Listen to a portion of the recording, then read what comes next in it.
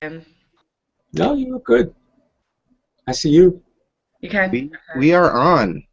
Great. We are live now. Okay, this is Cameron Marceau with Sri Edavali yet again, coming to you live for another MyFriendsAreAwesome.com. All right. Actually, this is you're probably watching the recording, but this is actually live. When we do these, they show up in YouTube live. So if you actually want to see a live show, you could probably ask us, and we could kick you a link at some point. But this is just so new and experimental. It's kind of fun. Kind of like my hair. I've discovered that with the headphones on, I get the hair like Giorgio Tsoukalos, the Aliens guy. I can see that. Yeah. So. No idea what you're talking about. Yeah. Well, you've got a fez, so okay. So we're actually here talking with Lindsay Huffman-Dilks. Hello.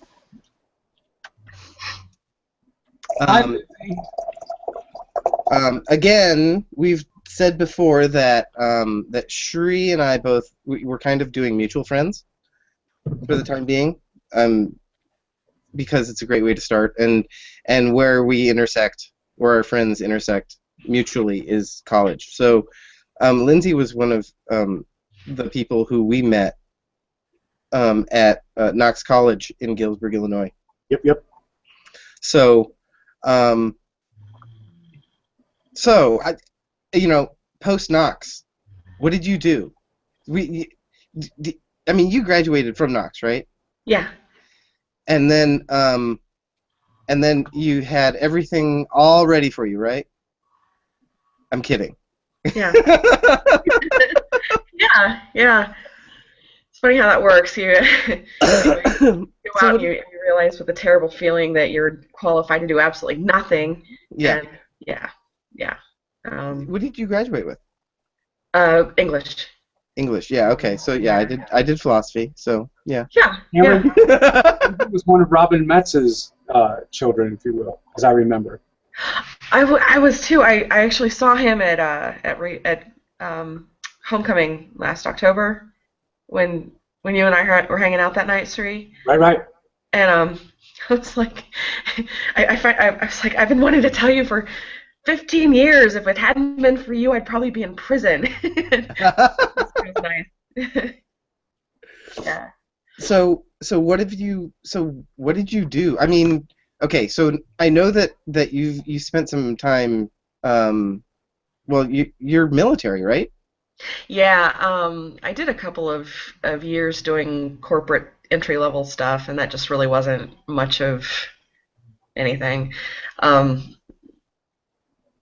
And I met a guy that was in the Navy, and we ended up in Italy, and I joined from there, and it was. You were in Italy at the time. That rocks. Yeah, we'd moved over there. I was a dependent spouse, and I was like, we can do this. And then 9/11 had just happened, so. Oh wow. So where were you in Italy? Naples. Naples is one of the least understood and most underrated places ever, I think. Really? Why? Yeah. It's it retains most of its medieval and Renaissance splendor. It's just under like a whole bunch of dirt, and it's a filthy city, but it also has retained a lot of that old Italian flavor, like the washing hanging between the buildings, and a lot of the very provincial, small town, small city attitude. Most people I knew there didn't even own a computer. Their whole world was Naples, Italy, and that was that. There was none of this globalization thing.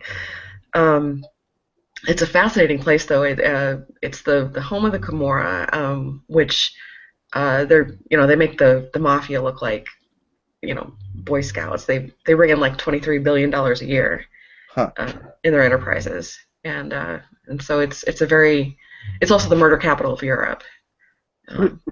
Really? Yeah. I would not have thought that. I know.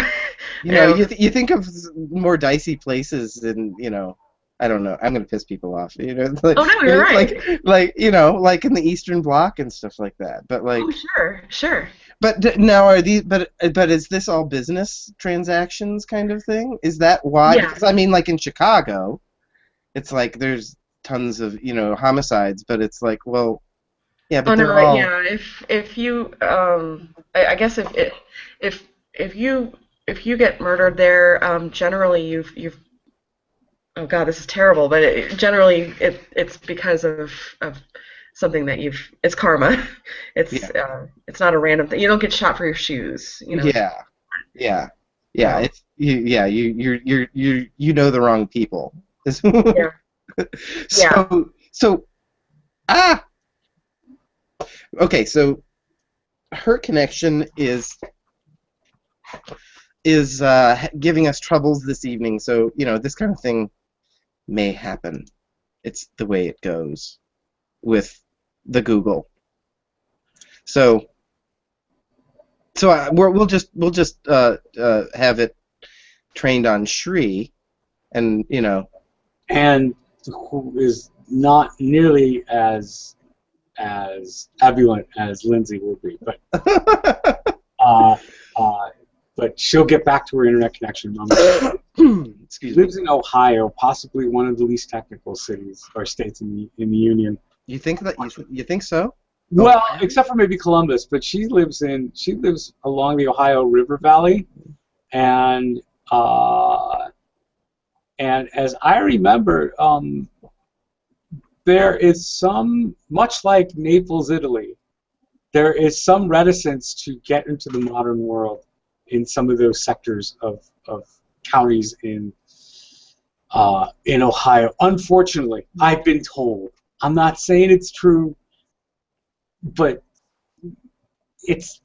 I don't care what people think at this point. I feel like it would be more of an issue a little bit further south, you know, like strangely enough, like Kentucky, Tennessee. In some of those sectors. There you are. Excellent. We were trying to explain why your internet connection might be a little goofy. You live in an unincorporated part of Ohio, as I I mean, I can see lights. I can see civilization. Okay, but strangely enough, we were just comparing where you live now, which is again near the Ohio River Valley or river, to Naples, in the sense that it keeps that old world, I don't know, enlightenment charm. No, it's we're on the Sandusky River. There we go. Yeah, we're on the Sandusky River. We're about an hour south of Toledo. What an unfortunately named river. My God. Yeah. Oh yeah.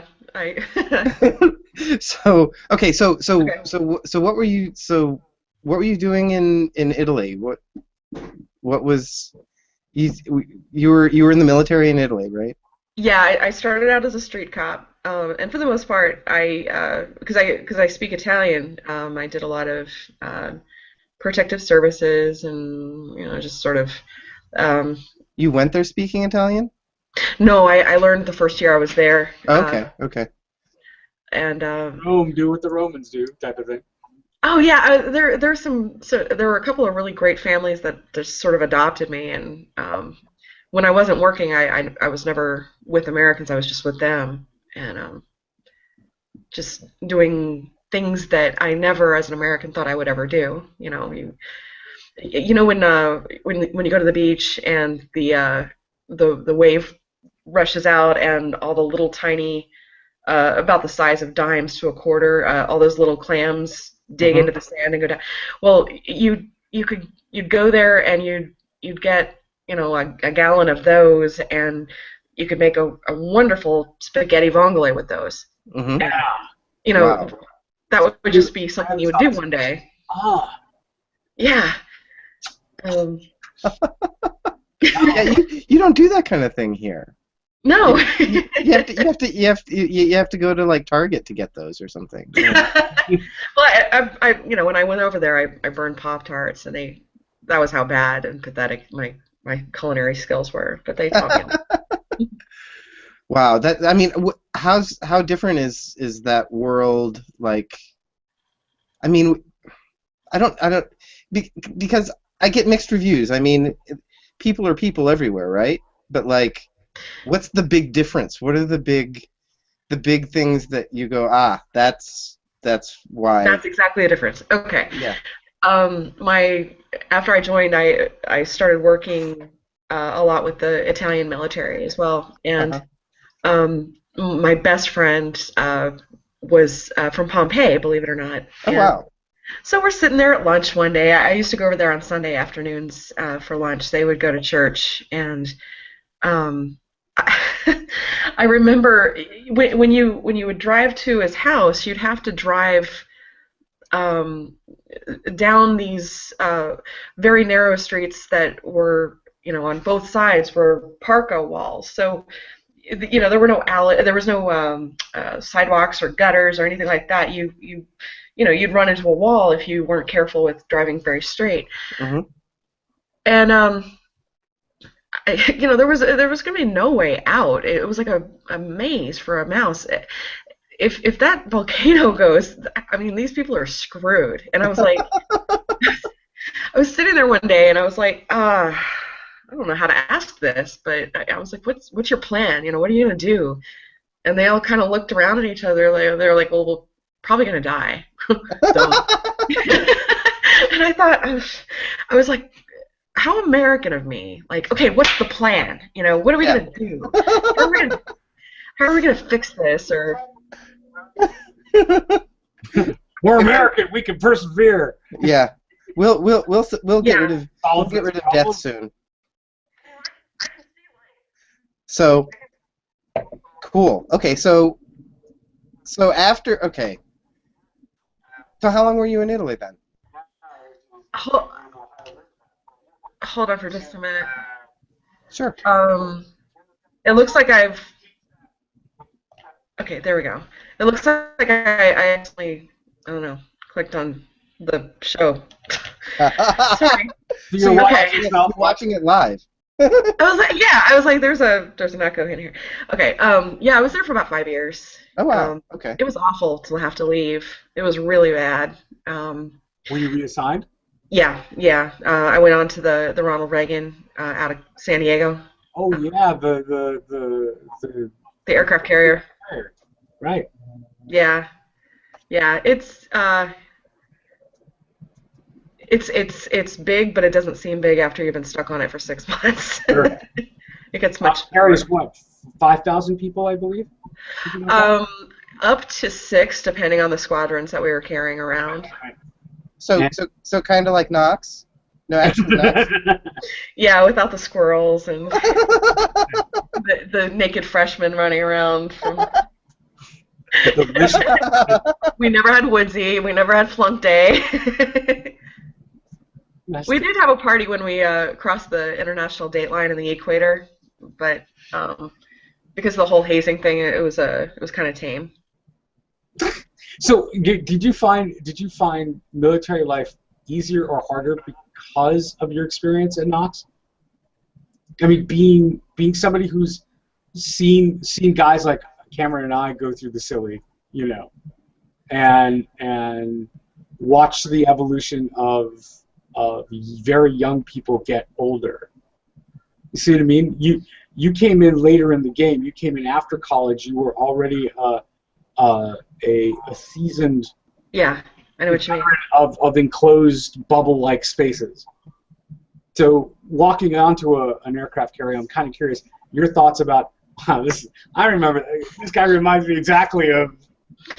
Yeah,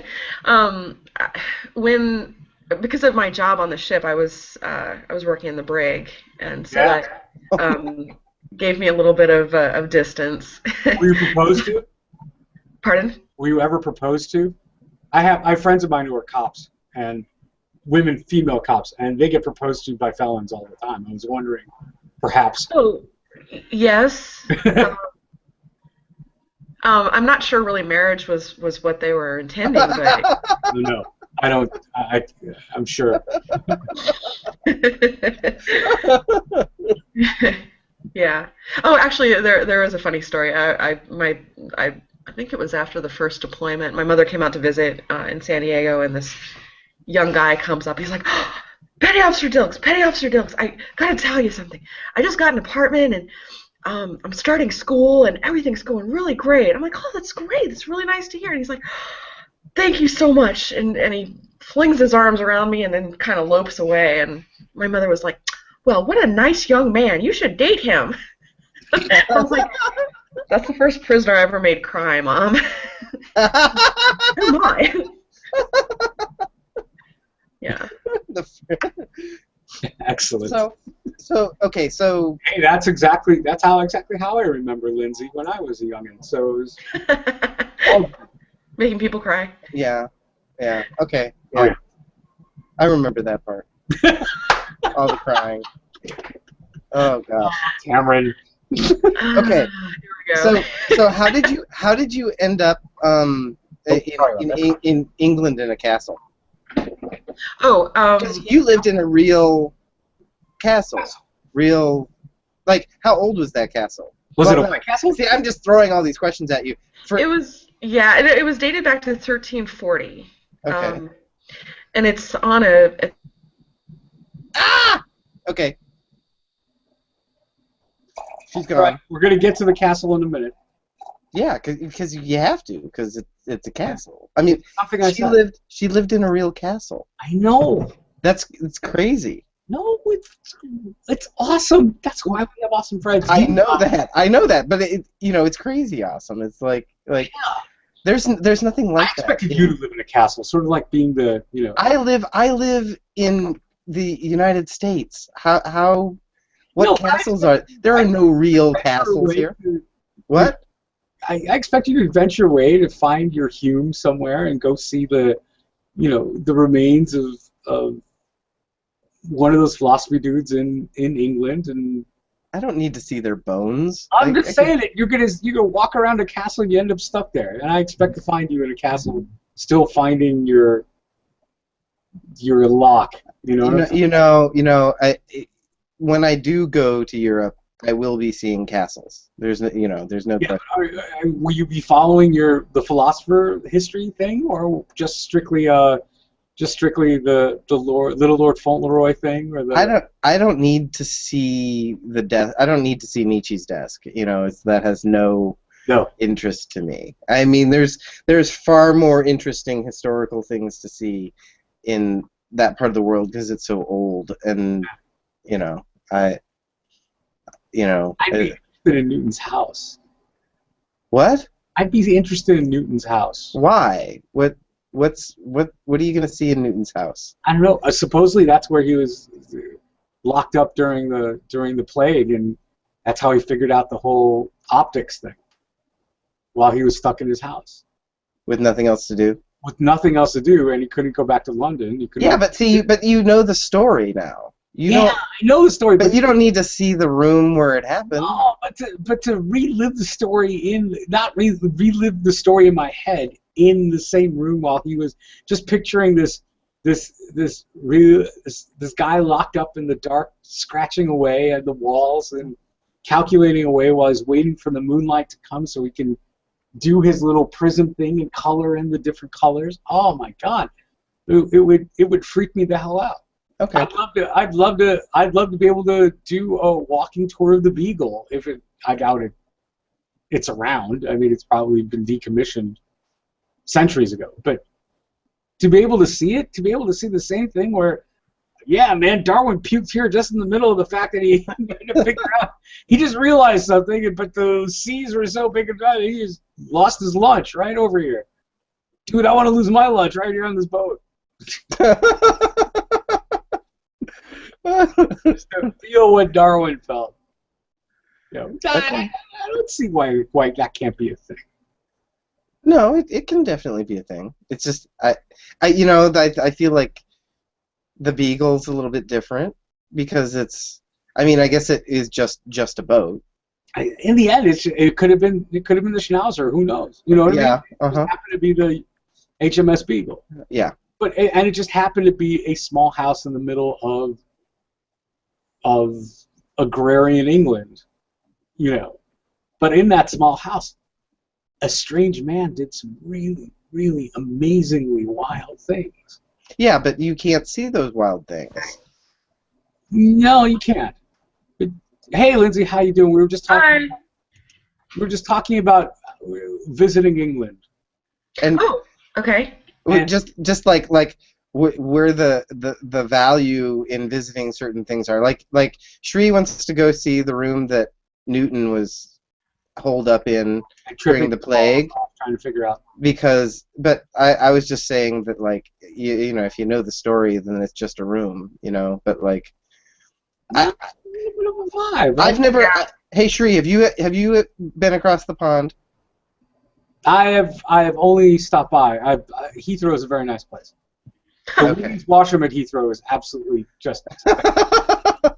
See, I've never been over there, so like everything, you know, just talking about this kind of thing is pure speculation, and everything in my world is less than 300 years old. But and Lindsay has been 1340. You were saying. The tower on the back of the house was from 1340. Everything else had been built kind of around it, but yeah, it was a neat place. I mean, it was freezing and it was full of spiders, and but it was a nice experience for when we did that. Yeah. A ton of your Facebook friends are Brits. Yeah. Well, see, we lived in the middle of nowhere in a great little village that was about an hour away from the base. Mm-hmm. Okay. And so we were the first Americans that a lot of people had ever met. Wow. Yeah, and so the first. So you're our representative. Yes, that's scary. But we got really tight. The first year was really lonely, and then after that we were in. And Yorkshire people are very they're hard to get to know, and they're hard to. But once you're in, unless you do something really silly, you're in for life. That's great. Yeah. Wow. So what brought you there? My husband was a Marine, or is a retired Marine now, but that was his last duty station. So. Okay. And did you got your master's degree there? Yeah. Fantastic. And it was in, as I recall, international relations or something.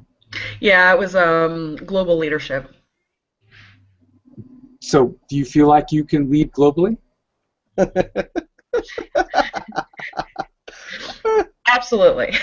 Excellent. What are you talking about? So okay, cool. So I mean, wait. So your husband was in? Is this top secret? Top secret information? I won't tell you anything I'm not allowed to tell you. I mean, what kind of? Garst only knows. What kind of? Yeah, exactly. What kind of base? I mean, what did he do in the middle of?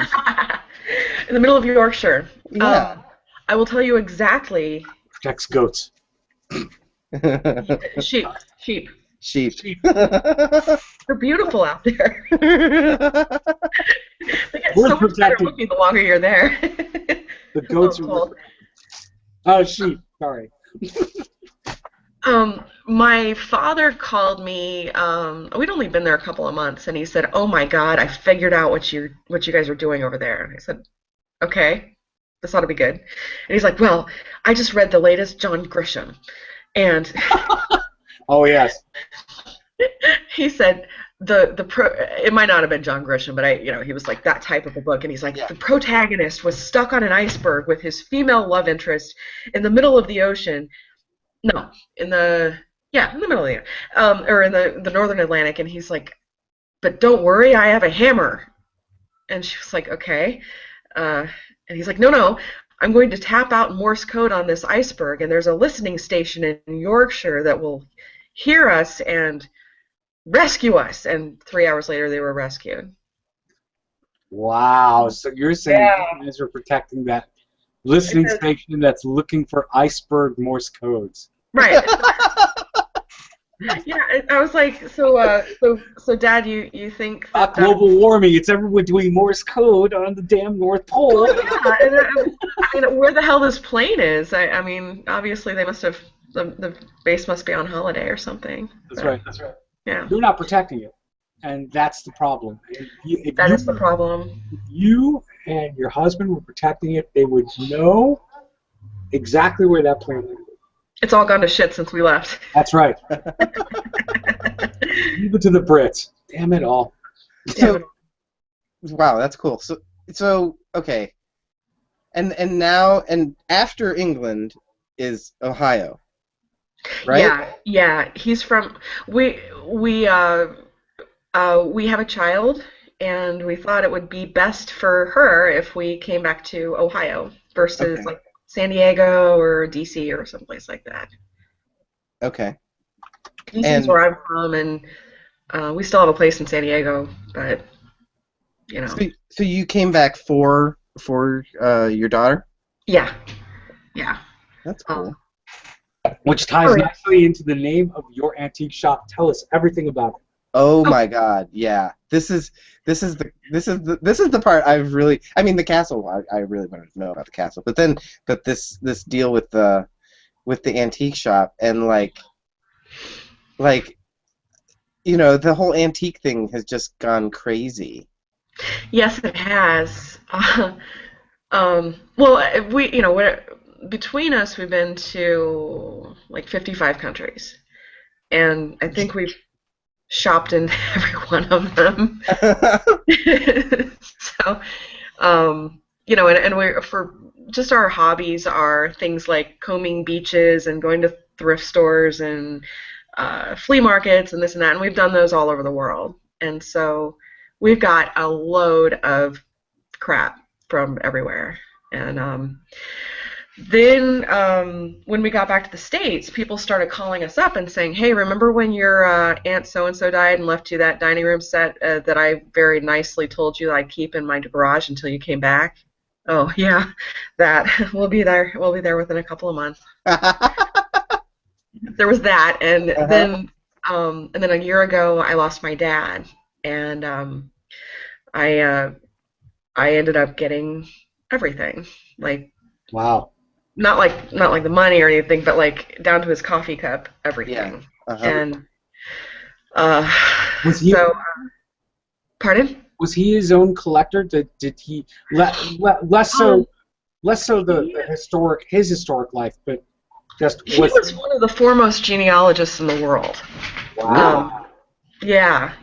He was really, really interesting. Very, very bright, and traveled a lot and had friends from all over the world. He was with IBM for a long time and did a lot of international stuff with them. So he was a collector in his own right and knew his wines.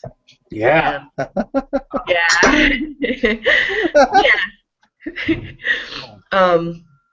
But the other thing was that he was an only child, and his father had been an attorney during the Depression, and so he was paid in everything from guns to eggs. Sure.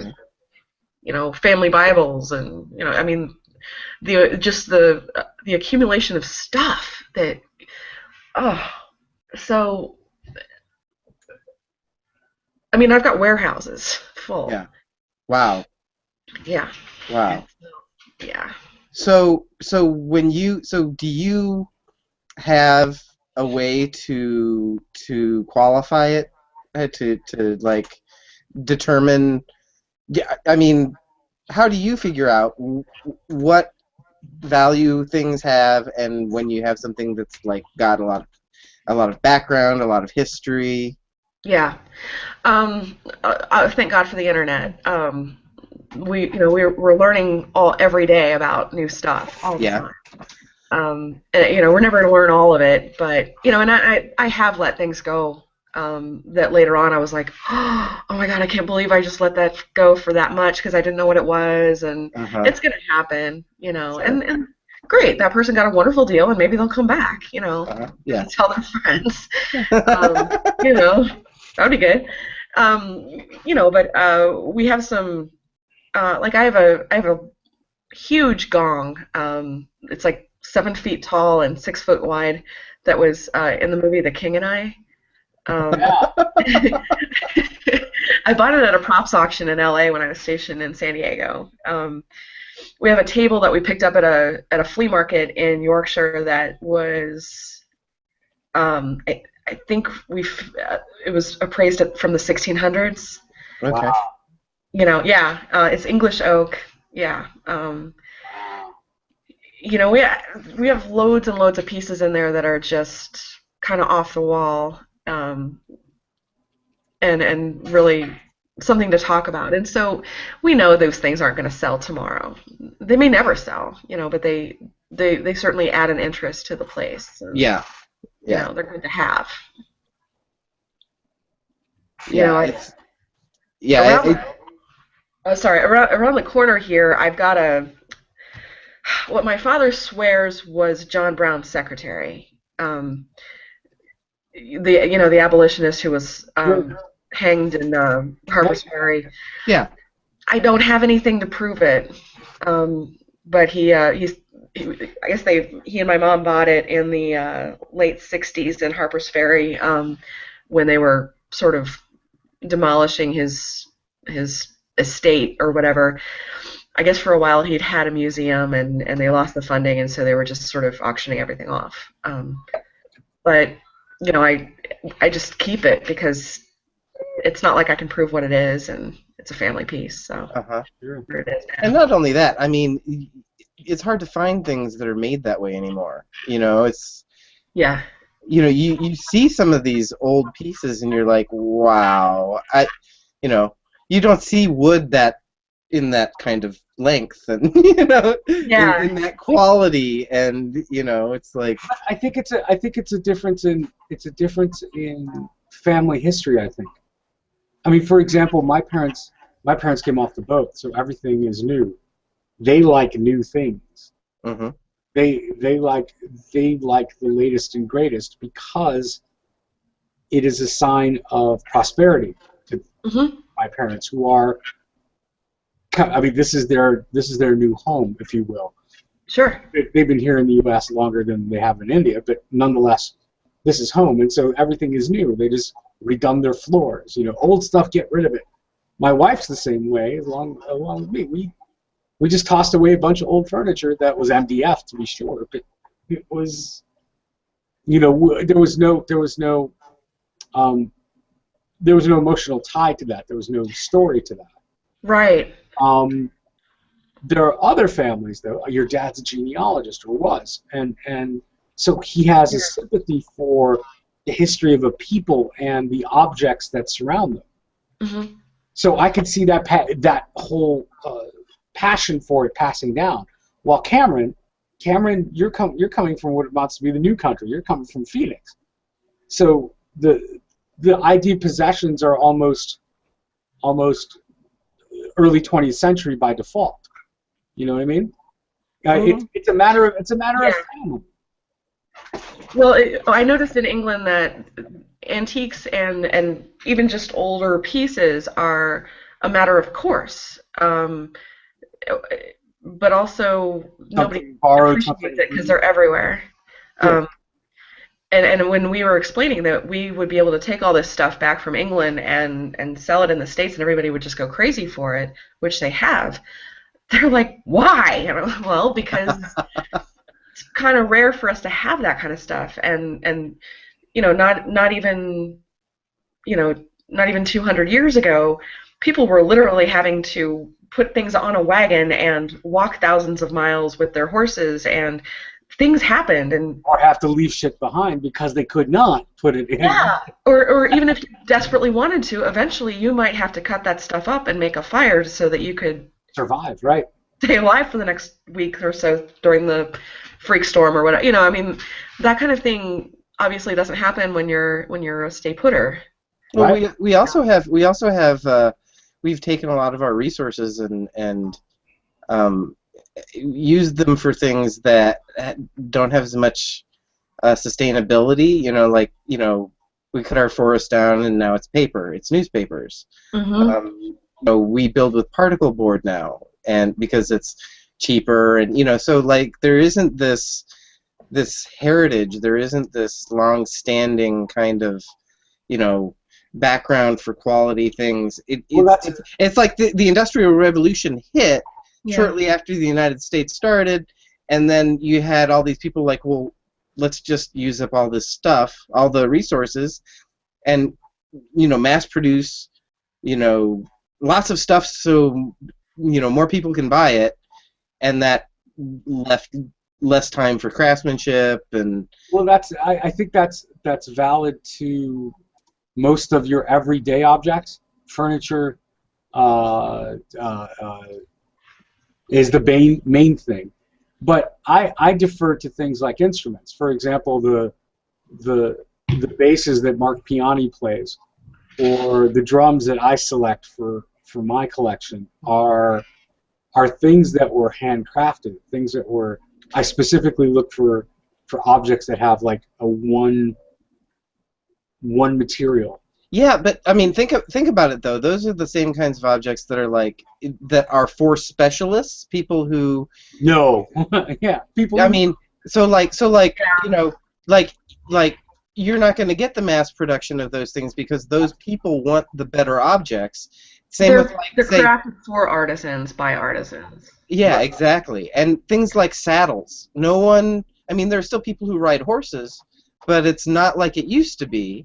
Yeah. And so people will pay a lot for a saddle, and it'll be better made.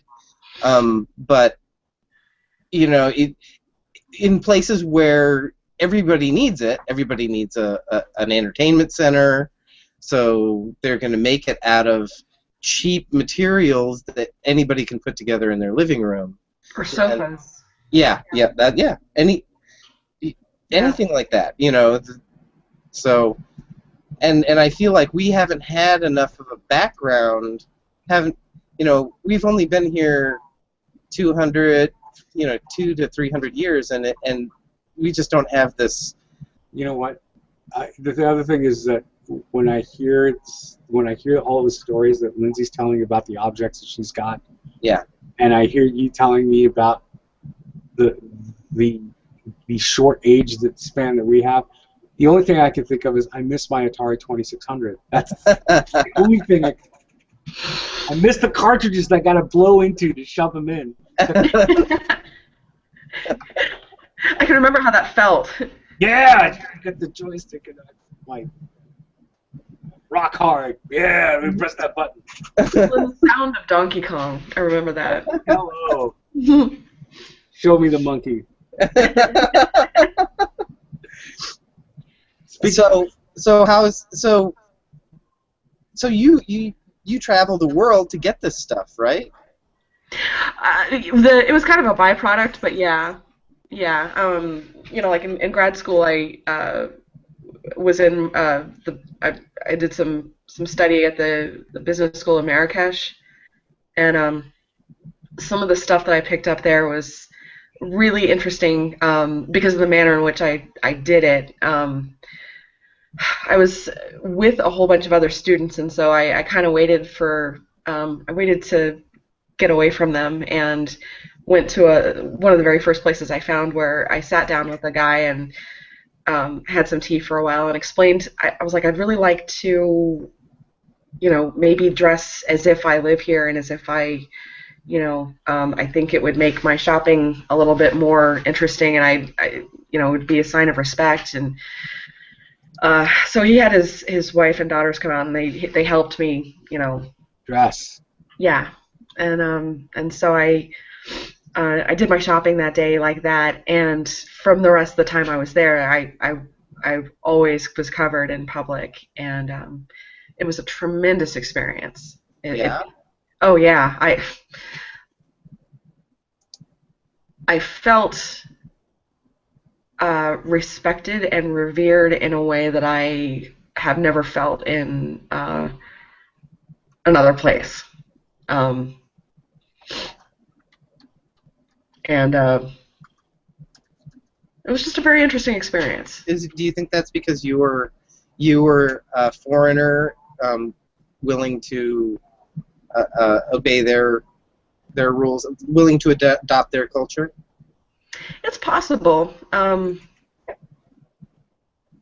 not sure what they thought of me. I spoke Italian because I didn't want them to think. I didn't want them to know I was American. That's one of the major things. Is it's not that anybody hates Americans. It's just they think we're all filthy rich, and so the prices always go much higher in those kinds of places. And that's true in England or Morocco or anywhere. But Wow. yeah. So Yeah. so you're kind of like a special agent. You're like James Bond. You like have all of these tricks up your sleeve in order to. That's awesome. That's the rumor out here, actually.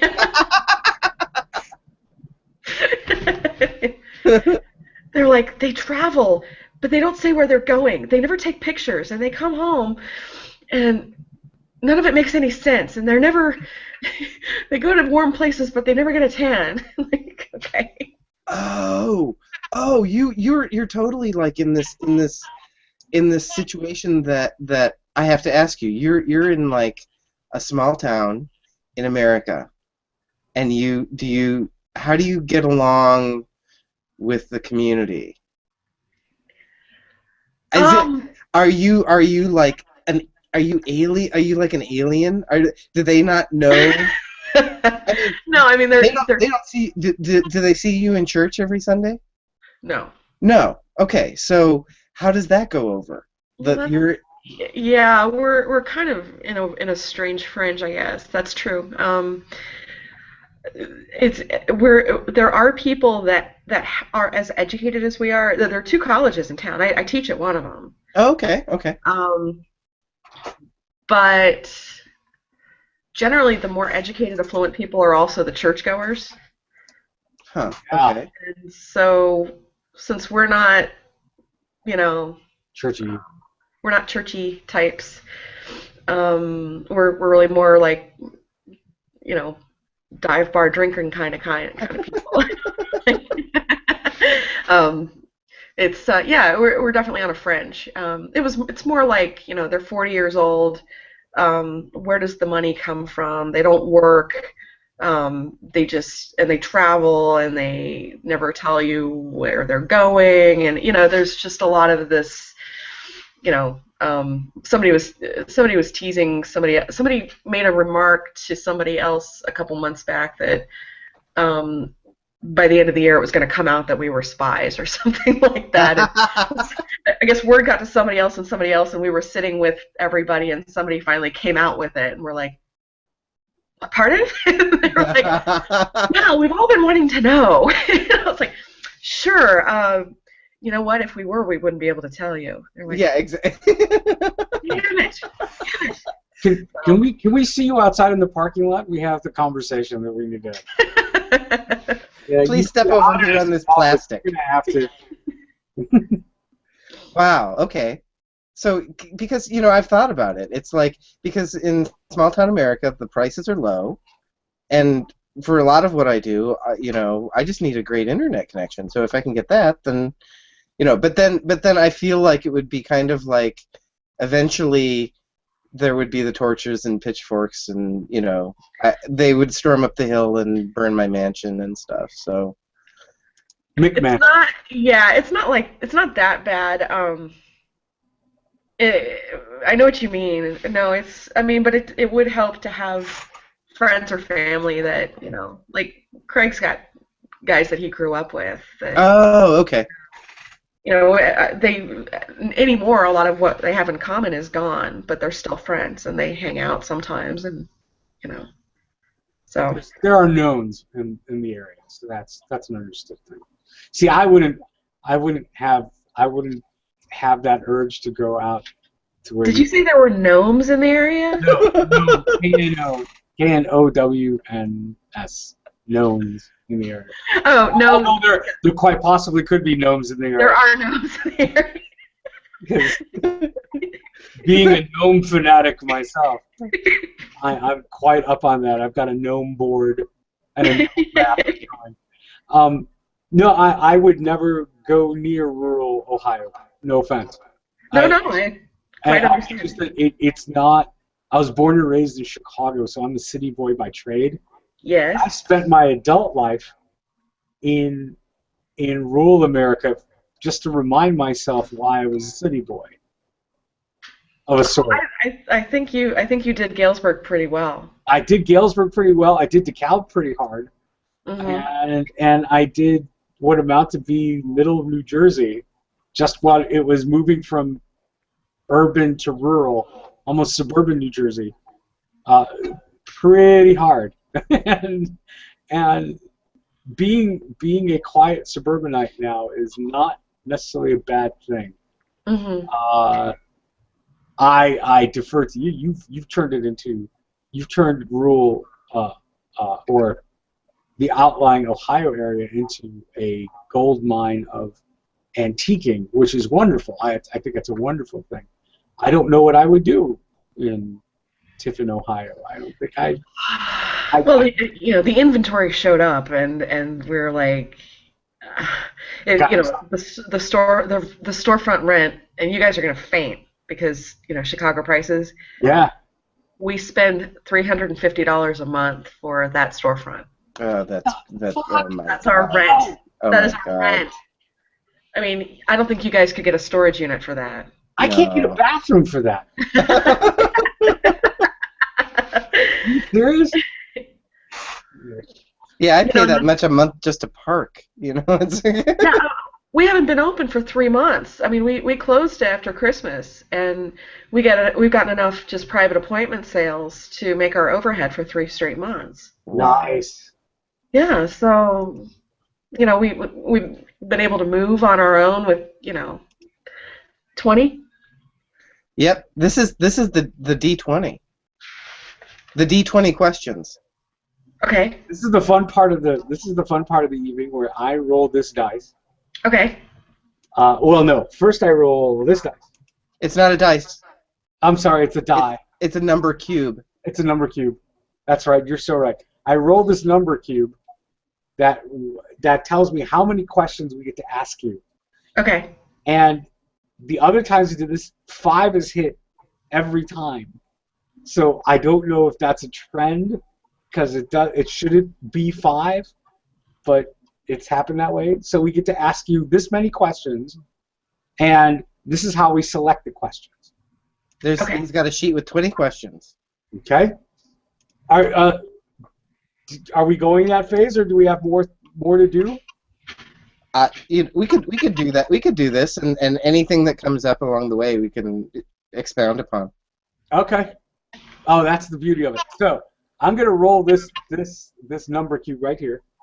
I'm going to show you what the number is. We have the number 3. Oh, we broke the zone. The line. So I'm going to start rolling this baby right here, and I'm going to show you the number, and then I'm going to read the question. Number 10. Number 10. 10. Okay. Can I see 10? Yeah. Oh, it was 10. 10. There you go. Number 10. You're fine. Soup or salad, and why? Salad, because in Naples they taught me to make green salad with olive oil, lemon, and salt. It is olive oil, lemon, and salt. Yep. Olive oil. Okay, and greens, of course, but. Pardon? And greens, of course. Romaine, and you can throw some rocket in there, or spinach or whatever you want. But do they even have iceberg lettuce over there? They might do. They have a lot of stuff to say about American food. Oh, I bet. It's like top 3 things. I mean, American food is like a salad usually has a fried chicken in it. Especially out here. Oh, yeah. It's Italian dressing. I'm like, what the fuck? I mean, what the heck is Italian dressing? Oh, you can say fuck. It's okay. Can I? Okay. Yeah. Oh my gosh, I would have been saying fuck the whole time then. Oh, no, this is my best behavior. I've been saying it the whole time. Yeah. We'll just throw an explicit rating on it, and I've been drinking the whole time because my back is sore. So. Okay. So he's been moving furniture, so. Oh, so it's fucking sore? it's really fucking sore. No, less so now. Less so now after my third glass of wine. After his third glass of fucking wine. Okay. Okay, yeah. Did you know that as Americans we smell? Really, what are you smelling? I've heard that Asians really do not like to be on buses with us or anything because the dairy Or Yeah. we consume makes us very sour. It's the same thing for Italians. Really? We smell like rancid fat. It's the Oh. butter. Rancid Fat is a great name for a band. But butter is so good. Wait, they don't cook with butter? Olive oil. No, but butter's so good. It makes you stink. But it's so good. It's It- like it- I would never have found this out, but I had just started. I just gotten into the language part where I'm starting to pick up other people's sentences that they're saying to other people. okay. You know, in a room where they're still looking at me and going, "Okay, now, bye bye," you know. But I'm beginning to pick up on, you know. Mhm. Anyway, and one of them was like, "Yeah, I went with my kids' class over to the American base, and we got all the way up to the cafeteria. Oh, I thought I was going to pass out. It was disgusting." And I'm picking up on this. I'm like, so I waited until, you know, later, and I just took one of my friends aside. I was like, what was that? And she's like, "Oh, you heard that, did you?" I'm like, "Yeah." And she said, "How do I say this?" I'm like, "Just say it. I want to know." And she's like, "Well, you guys cook with different things, and so you're gonna smell a little differently than we are." And I was like, "All right," you know. And we talked a lot more openly about it later on, but I thought it was fascinating. So butter makes us smell like old fat. And I actually, It's not just us and our bodies. It's our kitchens. It's our restaurants. yeah. They're like, ugh. But wait a minute. That's I mean, in England, isn't that all? Don't they do the butter Right. thing? Remember, we're talking about Naples. Where Yeah, I know. But like, when so when like, you live, so like, oh yeah, in England, their food's dreadful. yes. So The like, beer makes up for it. so it's not. I mean, so if they go to London, do they Italians go to London? Do they have the same issue? Yes, Okay. yes. It's more like, Well, for the same reason that it's for the same reason that somebody with an American palate comes into an Indian household and is totally weirded out yep, if they've not used to an Indian household and the cardamom and the cumin and the curry spices. And to this day, my best friend's mother cannot come over to my house. yeah. She freaks out because her and her husband were diehard Chicago Irish. Oh yeah, corned beef American and cabbage. And I mean, I used to, when we were living together, I used to make Indian food at home all the time. Back when I was living in DeKalb, the mother and father we'd have to open the patio window and they'd all hang out and grill out outside most of the night because they couldn't stay in the house while in the apartment because I was making Indian food. They just didn't understand. They didn't feel the palate, you know. Yes. Anyway. Well, you know, Brits love Indian food. Oh, of course they do. Mm-hmm. Yeah. It is British food, is what it is. Okay, rolling the dice. Okay, very good. Number 2. 11. Oh God. Cake or steak, and why? Steak, I guess. Or you can pick your own food. Fuck those two. No, I mean, do you like sweet or savory? Or savory, I guess. Savory. Yeah. Yeah. So like for your birthday, you should have instead of a cake, you'd appreciate a pizza more or something. Yeah. I mean, desert island. You know, I want sushi. I want green salad. I want. You know, I'll relinquish all my calories as long as I can have beer and wine and stuff like that. You know. Yeah, I totally agree. Though I do know a lot of people. I feel like it's cut closer to the middle between the genders, like it's like women. A lot of women want the cake, and a lot of the men want the red meat. Mm-hmm. And that's just a generalization, but like because I mean clearly there's differences, but like. I've always wondered if that has anything to do with how you were fed as a child. I was never allowed sweets and things like that, and so it's like I never developed a taste for it. That's quite possible, but I mean I wasn't restricted with sweets, but I don't have a sweet tooth. My father has a huge sweet tooth. Your dad does? Insatiable. Your dad does, really? Oh yeah. Wow. Oh yeah, he's sneaking sweets all the time. My husband's like that. I'll get in my car and there's like ho-ho packages stuffed under I'm like, what the hell? It's not like I prevent you. And he's like, I know, but it's not in the house and I wanted one, so I stopped. My car is full of like beef jerky packages and stuff. So it's my wife sees that, it's like rolls her eyes. Strange enough, and yet at the same time, I'll have mints or gum as a distraction. Say if I'm getting, I guess it's because I'm trying to be more health conscious nowadays. So, if I'm needing something in the car, I don't have snacks in the car. I don't have beef jerky. I don't have ho-hos. Mm-hmm. I don't have the kids' stash in the back. What I have is I have a thing of Altoids and maybe some gum, just to get the edge off. And I think that's part of the quitting smoking thing.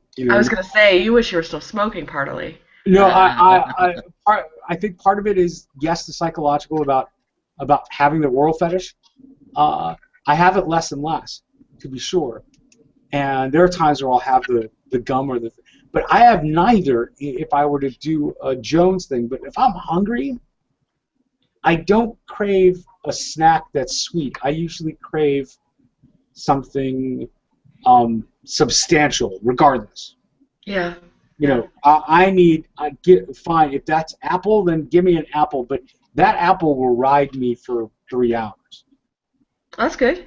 If it's a deli sandwich, give me a deli sandwich, but I'm gonna ride that for 5 hours. I'm not gonna even think about anything else. Mm-hmm. I don't have the holy shit, I need Cheetos now, unless I'm stoned, which is rare. Then it's whatever the hell is nearby. I'll eat a child if necessary. Just to eat a sofa cushion. Oh God, that's half the stuff that I had to throw away today. Are you serious? Oh my God, I remember obviously you do the upstairs hallway of Teak House, and I remember there was this box of pizza that sat there on top of the garbage can for like 4 days. Yeah. I bet it was longer. It was probably been there through 3 or 4. I walked up one night and somebody was eating it.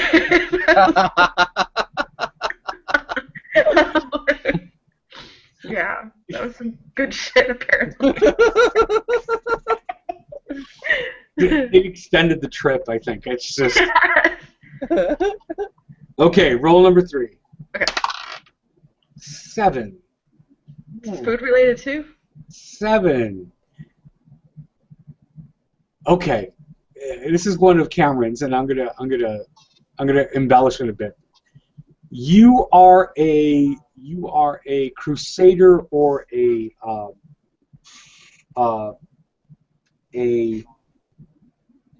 call it a bounty hunter. You're a crusader. That's a better phrase. Let's use this phrase. You're a crusader. Who are the infidels you must destroy and why? In life right now? Yeah. Put it in context. You're a crusader. You are. Do we kill BP executives? Do we? Right. I know what you mean. Do we knock out the rest of Al Chutzpah or you know, or Al Bundy. I don't care. It doesn't matter. Who are we getting at? And it's all the people that put the toilet paper to where it goes down and under. Are you serious? You're an under person?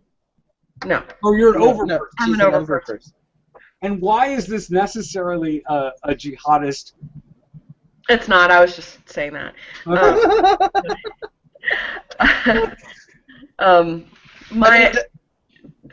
You're gonna laugh, but do you guys remember my cat Bubba in college?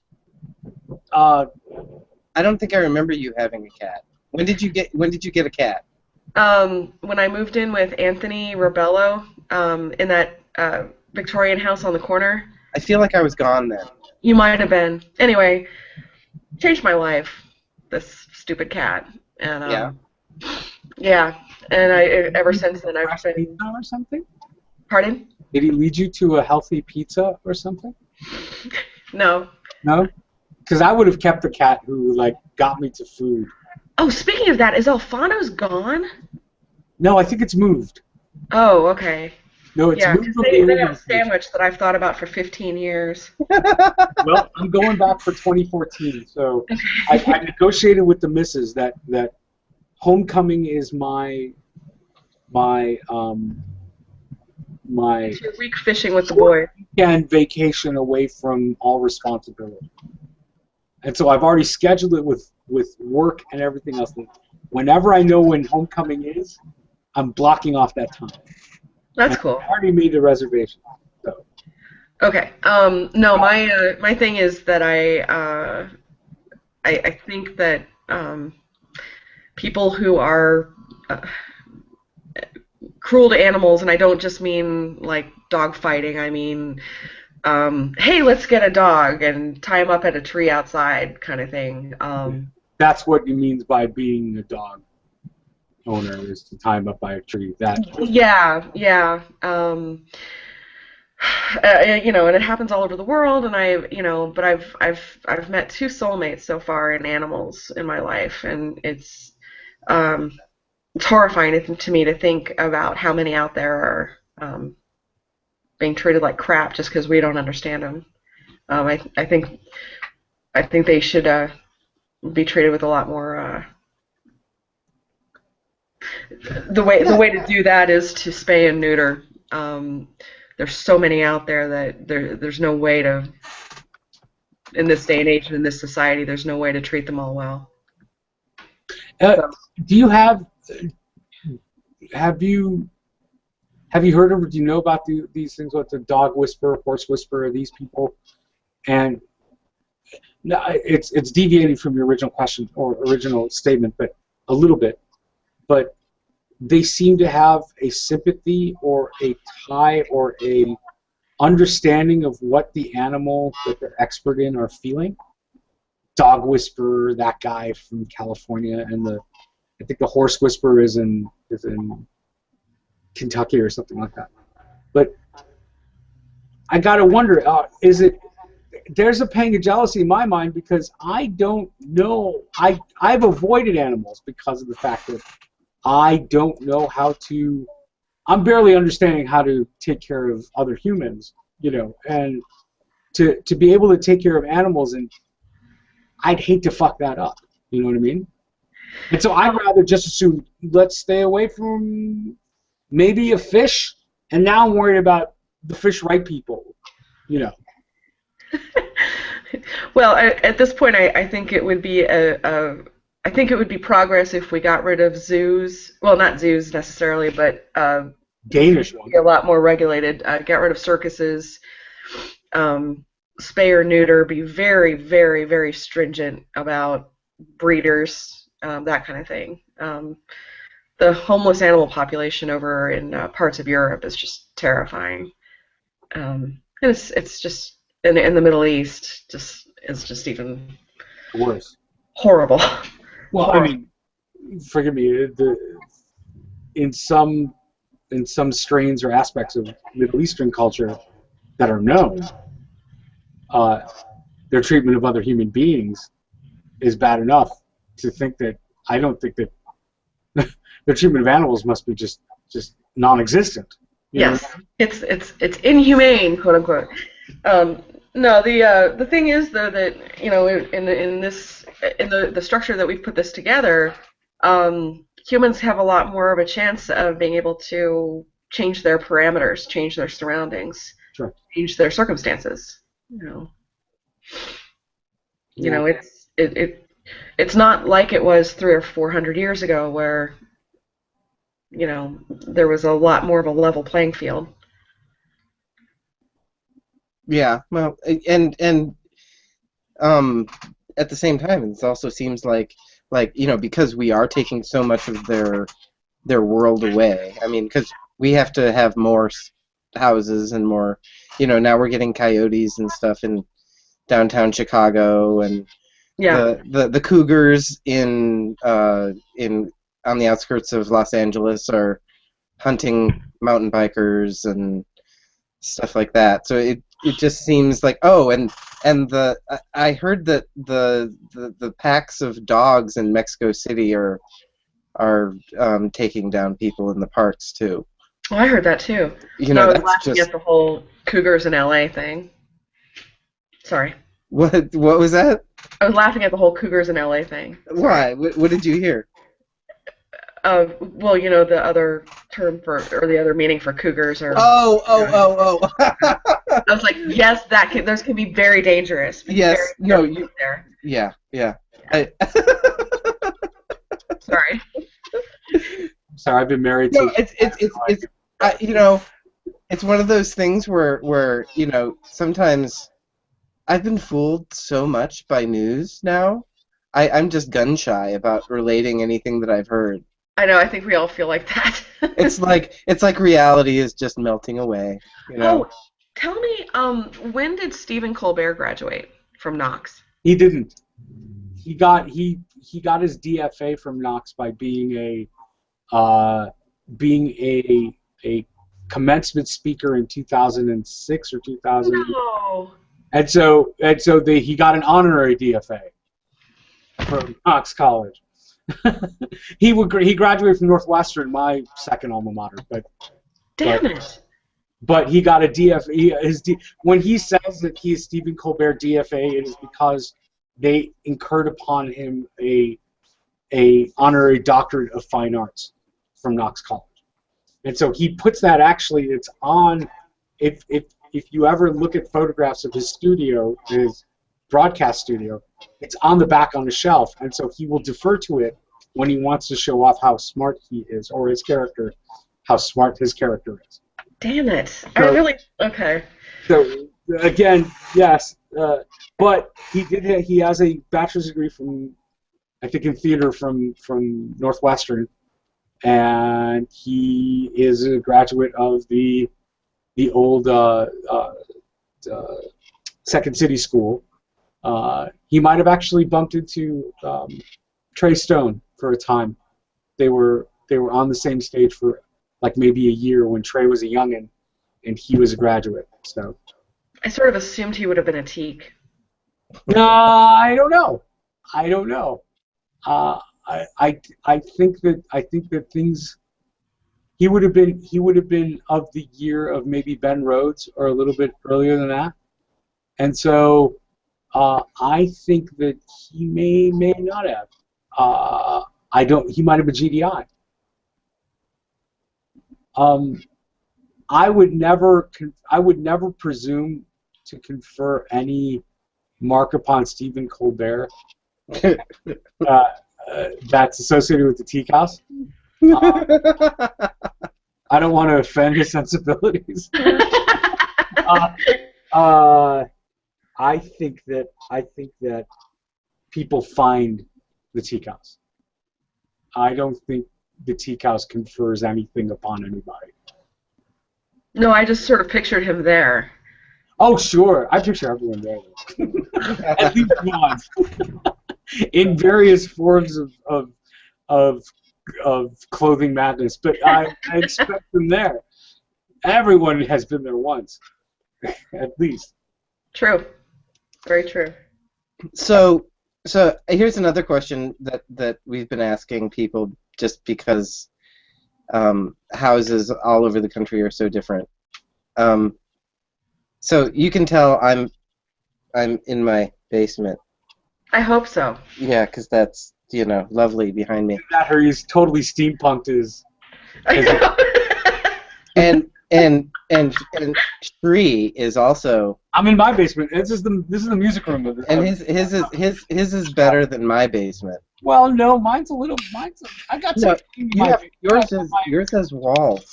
Well, yes. My basement is like crumbling clay or whatever. My basement was bought finished, and I decided to put music stuff here. So you can see a drum set in the background. You can see the marimba. You can see a piano over there somewhere. The kids come here and play. This is where they hang out and blow shit up. Yeah. And so wait. So do you marimba on your exercise ball? No, I do not. Although when my wife is working out, I will play the marimba in practice. Would you please? You want to try it? You want me to play? On your exercise ball. Oh, no. No, my back is hurting, sweetheart. Have another glass of wine, and we'll ask you again. No, I was lifting. I haven't lifted up too much. Some other time, I'll do a whole little Richard Simmons exercise. So okay, everybody left and right and left. Yes. So where are you? Where's your computer? I'm in my study. And Okay. study's on the first or second floor? The main floor. Main floor. Okay. So we have yet to interview anyone who's stuck in a basement with us. Really? Well, we've talked to a lot of people on the West Coast, and there aren't basements on the West Coast. Whoa, wait a minute. That's true. Was Mark Piani? He was in his basement. He was in his basement, so we got him. Yeah. So, just to let you know, you are the 4th? No, 5. You're the 5th. Oh, yeah. Is that a Mastiff? Jesus Christ. No, it's a golden retriever. Is that a cougar? Big dog. Big dog. This is a cougar. This is a greyhound. Yeah. And then Wait, do you adopt greyhounds? we adopted him from England. Was he a race dog? Yeah. Okay. And then this is a Jack Russell. British bark? Huh? Does he have a British accent bark? No, Irish. Irish. Look at the wolf to you, laddie. Yes. Now we know somebody who rescues greyhounds, and she said that it's a challenging breed because they tend to be skittish, and if they take off, they're gone. They're just you have to be like on them. You have to make sure. Stumps. I mean, our greyhound is stupider than a goldfish. You know, if he runs, and he'll run until he just stops, and then he'll be like, "Yeah, Lord, where do I live?" Yeah, exactly. and they don't pay attention to cars, and they just run right into the middle of danger and stuff. And they're very delicate. Their legs can break. They're like little chopsticks, and their skin is like paper. Yeah, they're very delicate. But they're in an industry that is just it uses them up, and when they're done, they're just discarded, and it's really sad.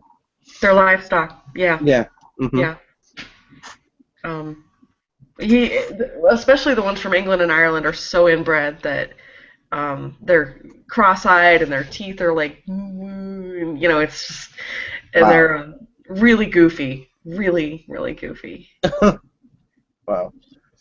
And strangely enough, there's an old story that says that dog and dog owners tend to match their phenotypes. So that might explain all the goofy teeth and denture wear and.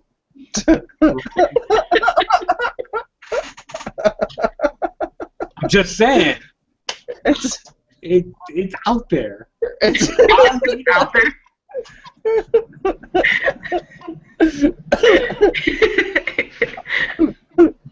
so yes, Europe is going to like. But They're gonna come get you, Shree. So, excuse me. So I guess that's I don't know. It's been a while. What? It's been over an hour, right? Oh, it's been at least, not more. 9:45 off and on. So do you have any questions, Lindsay? Um, Do you have anything you want to say, or in addition? Tell us on right here on live TV. It's fine. So what? You can on live inner boobs. You can tell us anything you want. You can. great. This is your chance. I'm drinking, so I can care less. Go ahead. Okay, I think this is going to be an interesting talk show. I think this is fun. This is.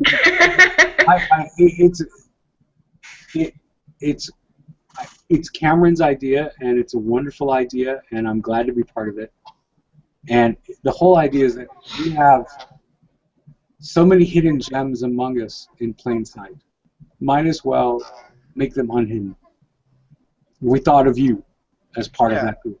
I mean, we've got Facebook, and we've started connecting with people like never before. I mean, we had this incredible opportunity, and now we've reconnected with people and learned about what we're doing. But it's like in little snippets. It's like a little piece here and there, and you get this. You can kind of put this patchwork together, but there isn't a full story. And I think that's kind of what this is. It's like going back and getting everybody's story. Like after we have reconnected, like making it more full, putting all the pieces together. So and your story is cool because like you have been everywhere.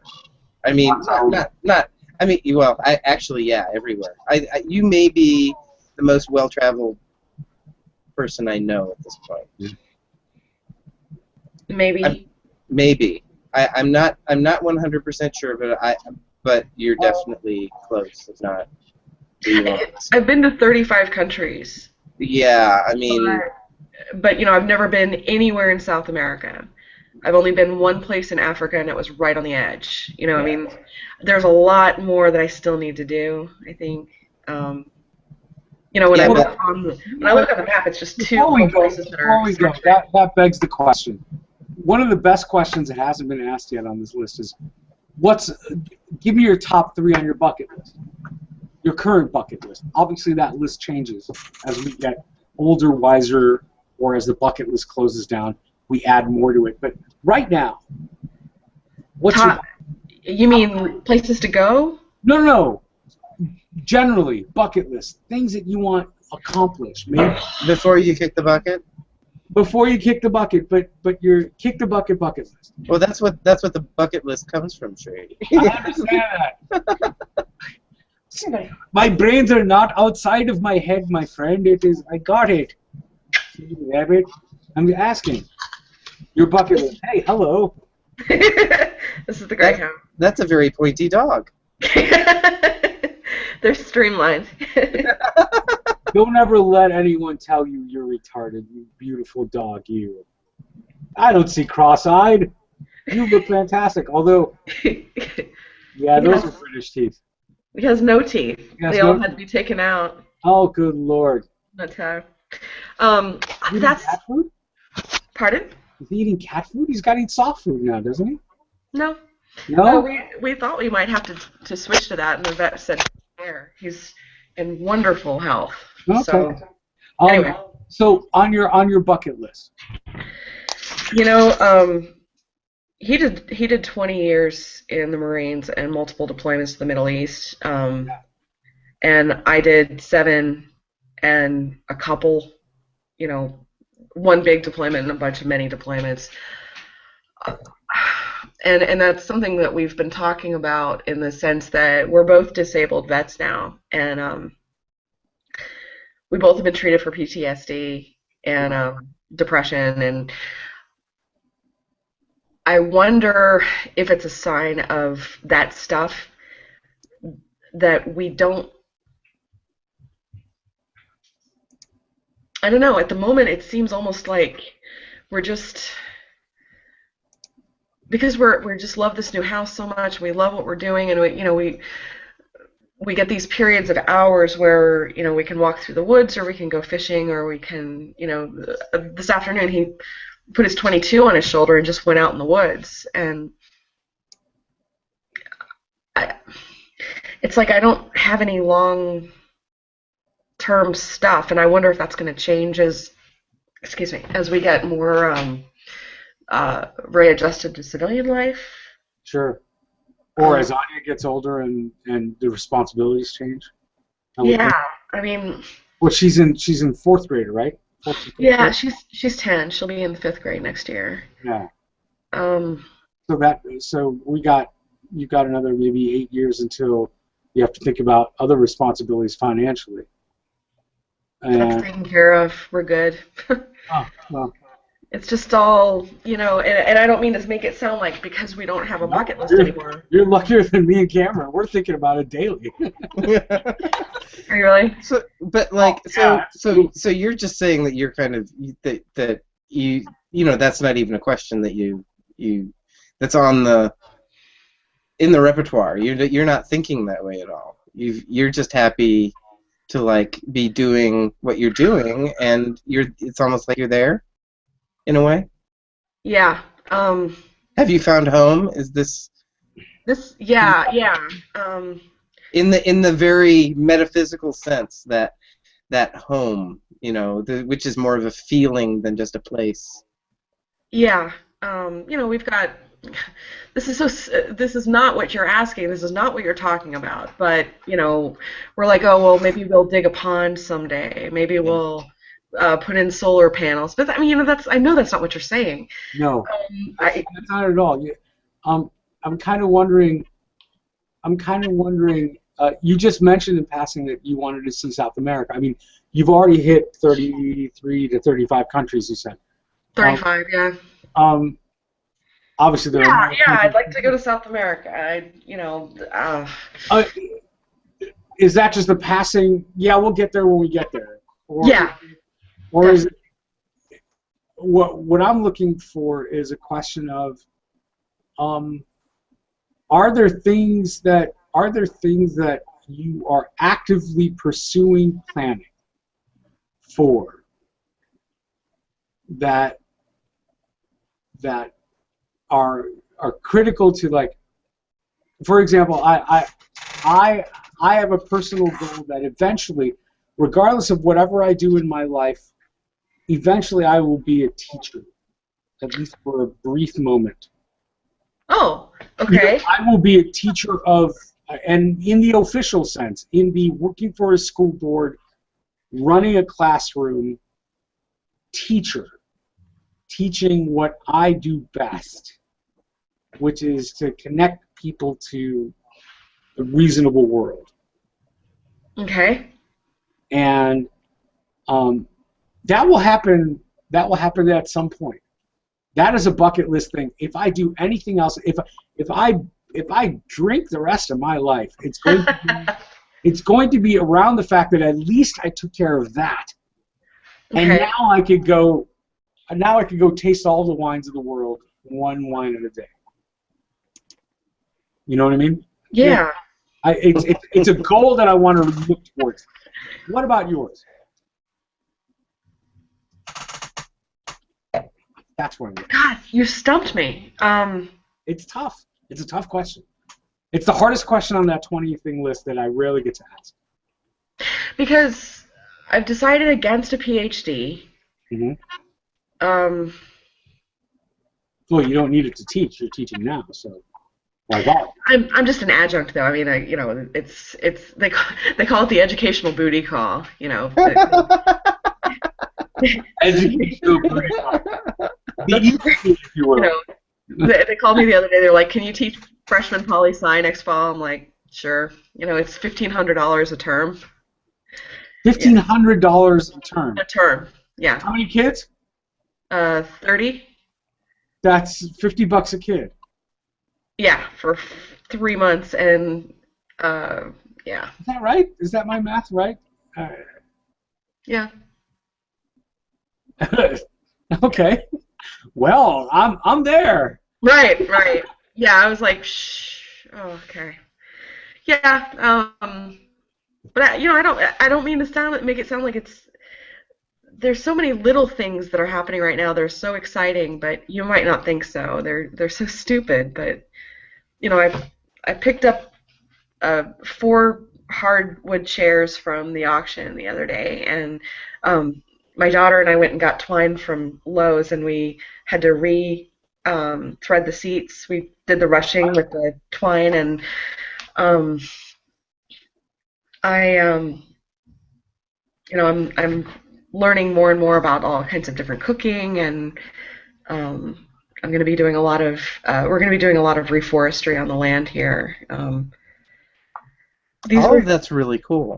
All of that. I mean, seriously, like being able to to fix up furniture, wanting to reforest something. I mean, the land. I mean, all of that is just it's very it is interesting. It, it, And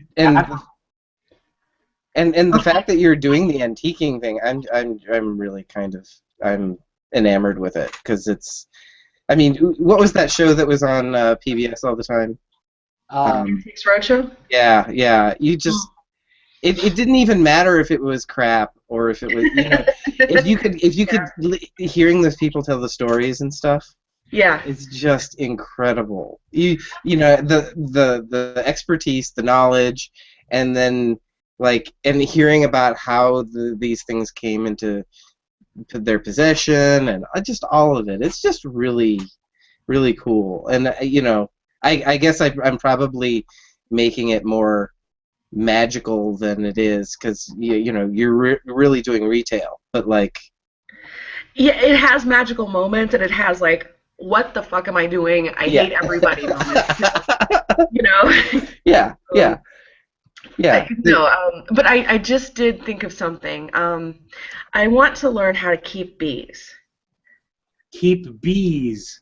Yeah. Excellent. And I'll give you a science answer to that question, by the way. My wife and I are thinking about that right now. Start a garden.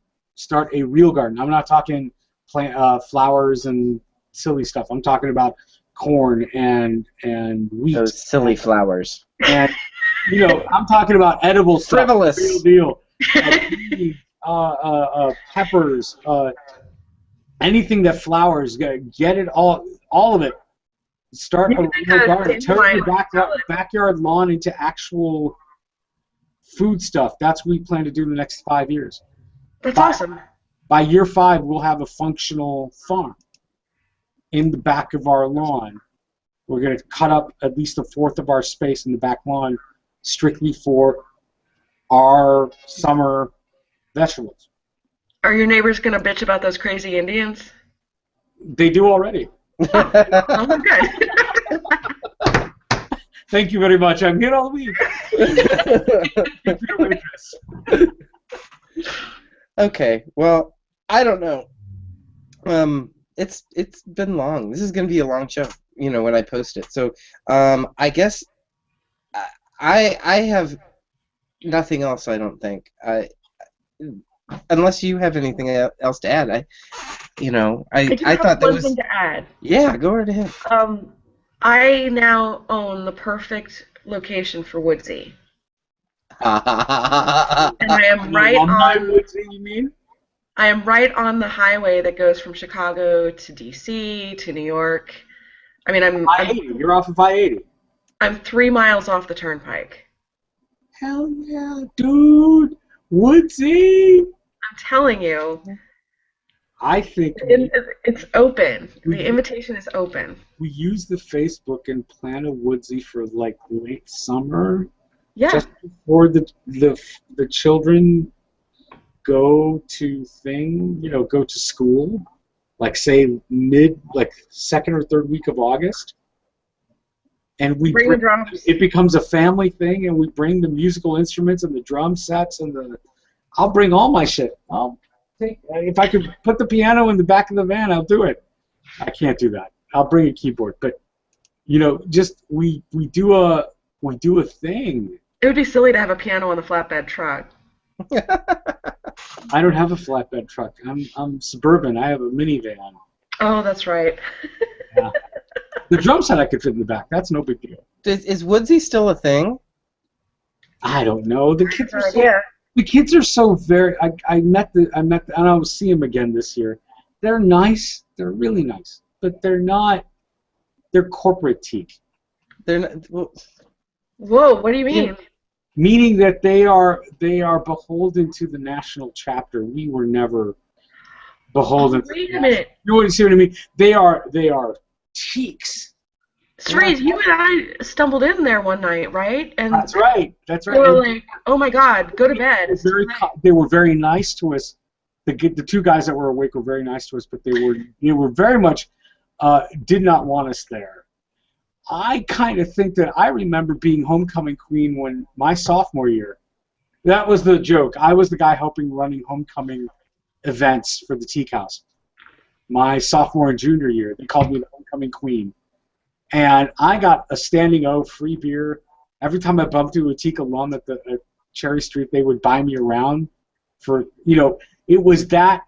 And to the point where the alums were there at 3, 4, 5 in the morning. I was the guy awake, and they kept getting me drunk. And they kept me, dude, thank you for keeping the house open. I go, I'm sorry, I got a midterm next week. Just could you let me stop? Oh, all right, I'll have another one. These kids, Lindsay, you were there. They were like the grown-ups, and we were like the kids, and they were like, really now, it is way too late. Are you? I have more money in my pocket than you will see in the 4 years that you're here, and I'm willing to buy illicit booze for you. And they said, no, sir, you really have to go back to your hotel. And I went, oh, I'm done. This is not the team. They're very nice kids. They listen to my silly stories, but they are not imaginative. I don't think they're running naked. I think they might be, but I think they don't. But whole couture. Shree, don't you remember how it was for us though when dealing with the alums? The alums. Yeah. It was like it was like you guys don't do it like we do. Yeah, exactly. It was like we were the stewards for their memories. The difference. And it's like no, it's different. Everybody off live, but it's not about us. Right? Yeah, they're doing their own thing. So they're doing their own thing. And and whatever, old people just have to get over it, What? They were deferential to us when we were there, and it was during homecoming. I kind of feel that they are more beholden to the national chapter than they would to the tacit ideals that we thought we bought into when we went to Teak House, which was let us have this space where we can. This crucible that we can do our own thing for the time that we're here. I think they're a little bit too deferential to the rules and regulations. Well, that's because doing it the other way, where we got in trouble.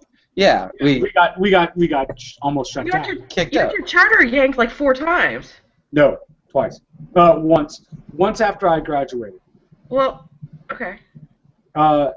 I don't know about the other 3 times. I didn't get my charter yanked. Is that a metaphor? There was no yanking of charters when I was there, except for when that was threatened. Hell, I yanked my own charter far when we tried to bring women into the fold. I think that was the closest I saw it, but like. No, that's the closest it was challenged, but it was challenged against our. We got too independent. Yeah. There was but the stuff that really that changed it over, that kicked the original guys out, was the nefarious behaviors and bad things happening to people and stuff like that. So yeah, it seemed like even like our class was there was just a downward slide from like, it probably started a while ago, but things just seem to be getting more questionable with each year. Based on the kinds of things. Way? What? Reason was giving way, is what you're saying? No. Oh, reason was giving way. Yeah. And It was a method to our madness. I have to admit, when I was a freshman in 1989, we walked in and we just enjoyed the energy of the place because it was so small compared to all the other much bigger fraternity houses. And all of us were attracted to the very simplistic idea that you could do whatever you could turn this into whatever you wanted. And collectively, we turned it into a hothouse of immorality. Yeah. Immorality as well, controlled immorality. I guess questioning one's own idea of morality, redefining that morality, I think, is a better turn of phrase. But the idea was that nobody was getting hurt, right, along the way. And the thing is that there were certain things happening that every generation, things were kind of sliding further down until the point when people actually did get hurt, right? Right. Yeah. And that's where. And I think I think it's that slow degradation, and and I'm really kind of dancing around the words here, but it seemed like people were doing crazier things every generation. Like they're trying to. I think perhaps they.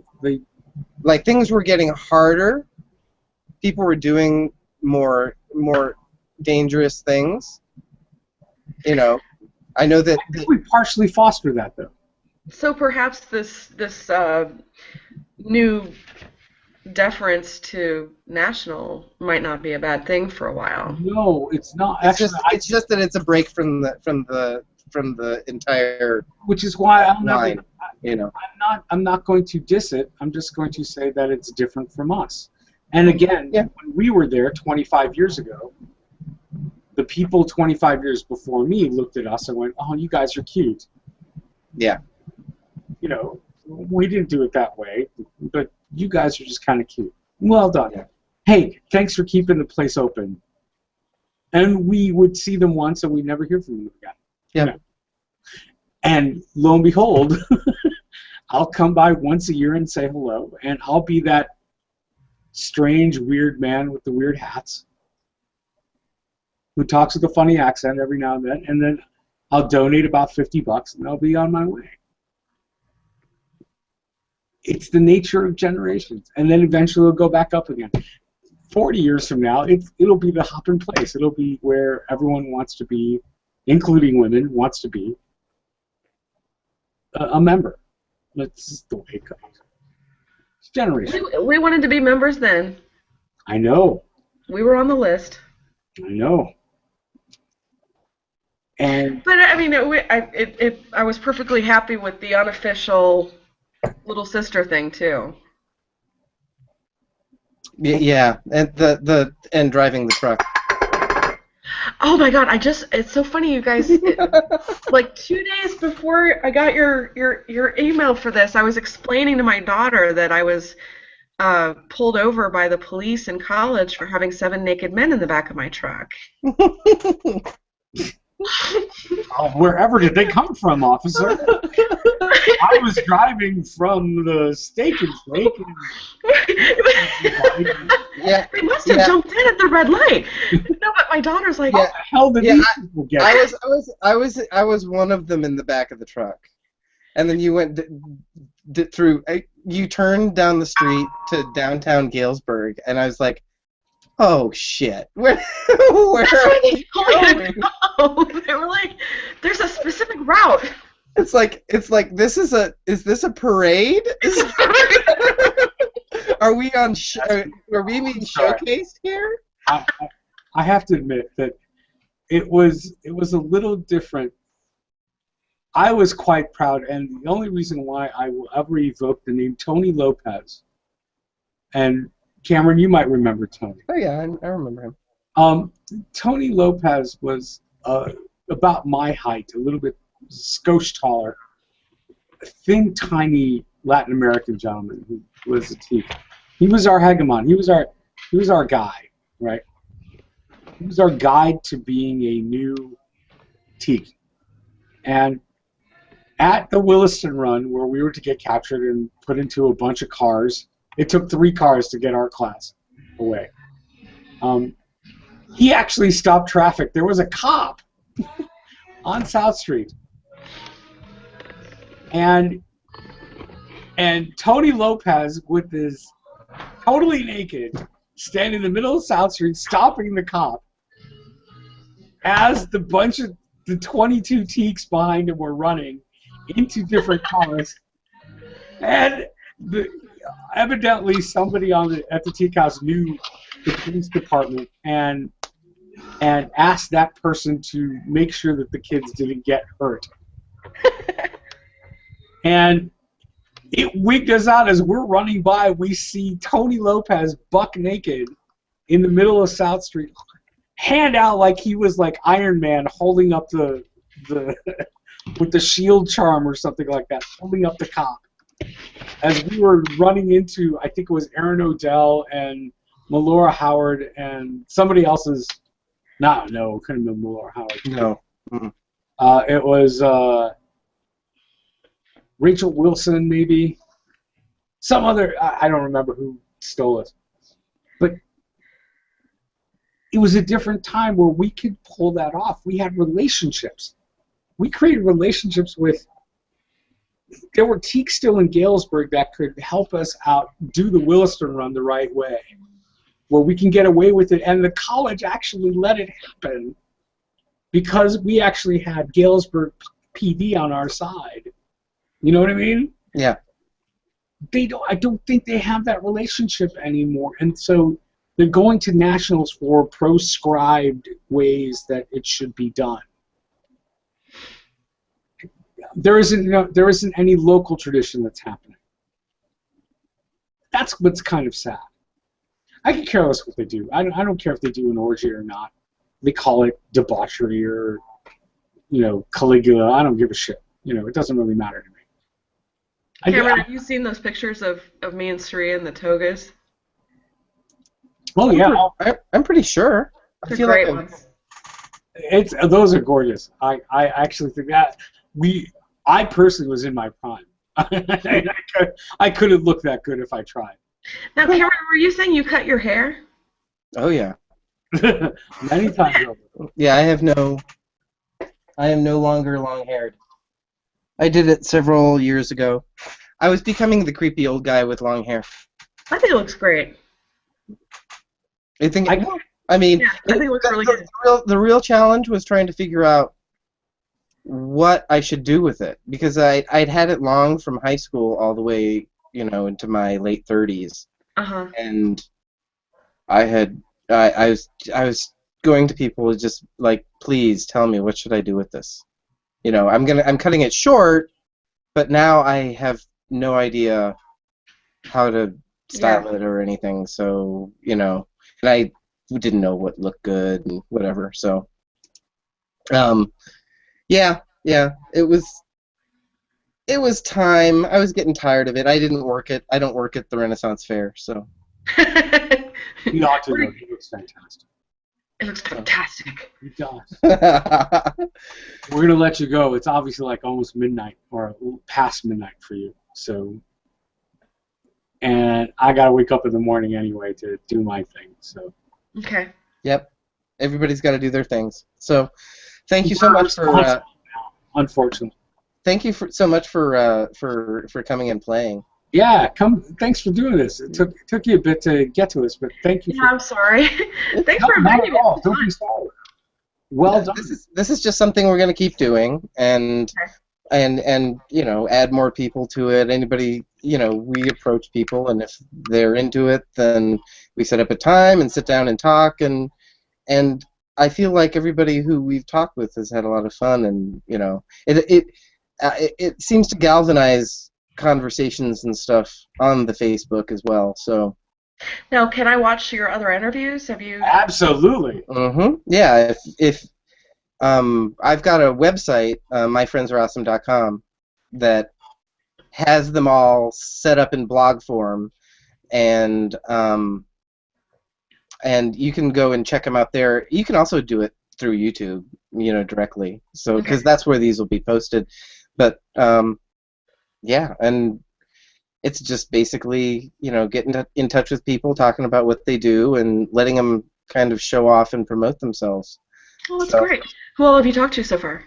Our first was Mark Piani, and then Jen Brown, and then Glenn Waddell. Was there? Who was after? Who was after Glenn? It was Lisa Preston Hughes. Oh, that's right. Yeah, Lisa. And you are the 5th. Yeah, you're number 5. Number 5. Cool. You're in the top 10.